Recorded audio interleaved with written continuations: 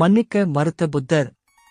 புத்தரின் ஆசிரமத்துக்குள் நுழைந்து ஒரு வியாபாரி அவர் கன்னத்தில் அடித்தான். தான் பாடுபட்டுச் சேர்த்த சொத்துக்களை விட்டுவிட்டு தனது குழந்தைகள் புத்தரின் ஆசிரமத்தில் சேர்ந்ததே அவரது கோபத்துக்கு காரணம். புத்தர் அவனை பார்த்து புன்னகைத்தார். ஒரு வார்த்தையோ ஒரு எதிர்வினையோ காட்டவில்லை.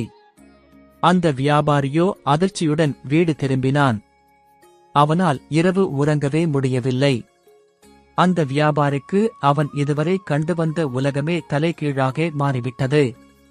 அடுத்த நாள் விடிந்தும் விடியாமல் ஆசிரமத்துக்குப் போனான் அந்த வியாபாரி. புத்தரிடம் நேரடியாகச் சென்று புத்தர் கன்னத்தில் அறைந்ததற்கு மன்னிப்பு கேட்டான். தன்னால் அவனை மன்னிக்கவே முடியாதென்றார் புத்தர். என்ன தவறு செய்தாய், மன்னிப்பதற்கு என்று வியாபாரியிடம் கேட்டார். முந்தின தினம் நடந்ததை வியாபாரி நினைவு கூர்ந்தார். ஓ, அந்த நபர் இப்போது இங்கே இல்லை. நீ அடித்த நபரை நான் எப்போதாவது சந்தித்தால் அவனிடம் நீ மன்னிப்பு கேட்டதாகச் சொல்கிறேன். இப்போது இங்கே இருக்கும் இந்த நபருக்கு எந்த தவறையும் நீ இழைக்கவில்லையோ என்றார் புத்தர்.